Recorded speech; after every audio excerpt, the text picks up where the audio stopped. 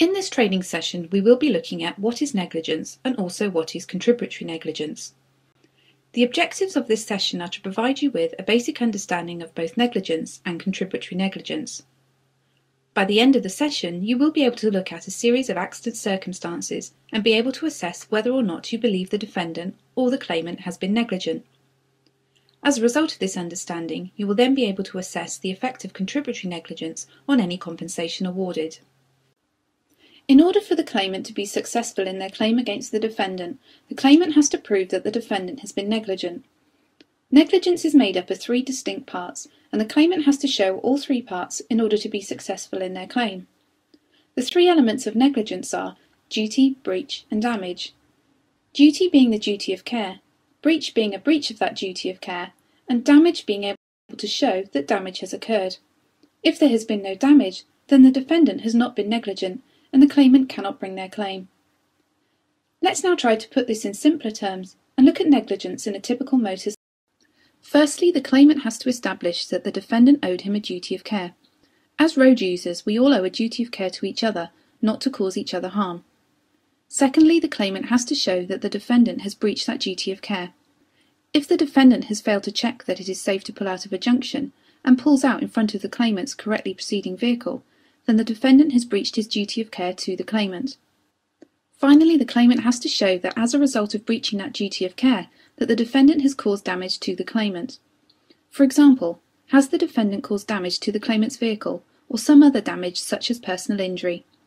If the claimant can establish these three elements, then the defendant has been negligent and the claimant may claim compensation as a result of the defendant's negligence. In order to ensure that you fully understand this, let's have a look at the scenario we have just discussed in more detail. You can see in this first picture that the defendant in the red car is approaching a give-way sign, and there are vehicles on the main road which he wishes to join. The defendant is now waiting at the junction for the silver car to pass him. He looks to the left again after the green car has passed and starts to pull out. The defendant has failed to look to his right and therefore did not see the claimant approaching in the yellow car. As the defendant has pulled out, the claimant has been unable to stop in time, and this has resulted in a collision. The defendant will be at fault for this accident, as the claimant had the right of way on the major road, and the defendant has failed to check that it was safe for him to pull out. So when we are looking to establish negligence in this scenario, we have to look at duty, breach, and damage once more. The defendant owes the claimant a duty of care as a result of being another road user. The defendant breached that duty of care when he failed to look to his right, failed to give way to the claimant's vehicle on the main road, and pulled out in front of him. The defendant has caused damage to the claimant, as there will be damage to the claimant's vehicle, and the claimant may also have suffered a personal injury. The claimant will be successful in this case in establishing negligence against the defendant. But what if the claimant is travelling behind the defendant and the claimant starts to overtake the defendant by a junction? The defendant suddenly turns into the junction without indicating, and this results in a collision. Who would be at fault for this incident? Let's look at this scenario in more detail. The claimant in the red car is correctly proceeding behind the defendant in the silver car. The defendant and the claimant are approaching a junction where the yellow car is waiting. The claimant in the red vehicle proceeds to overtake the defendant on the straight stretch of road. As the claimant starts to pass the defendant, he will be overtaking at the mouth of the junction. As the defendant approaches the junction, he starts to turn right into the junction without indicating. The defendant does not see the claimant overtaking him. The claimant is unable to stop as he is attempting to accelerate past the defendant, and this results in a collision. The claimant is saying that the defendant was negligent as he failed to indicate, but the claimant is also to blame as he was overtaking at a junction in breach of Rule 167 of the Highway Code. Both parties will have been negligent in this case, and the next step will be to investigate who is the more responsible.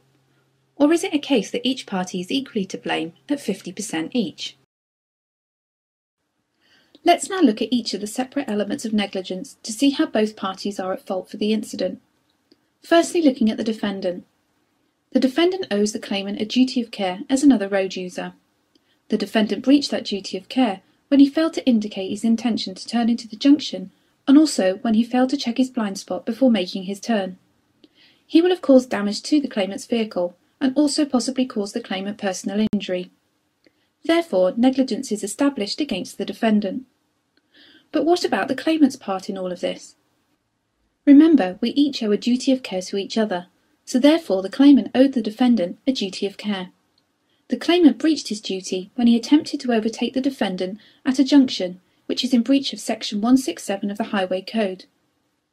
It was also unsafe to overtake, as there was a yellow car waiting to come out of the junction. The claimant has caused damage to the defendant's vehicle and also possibly caused him personal injury.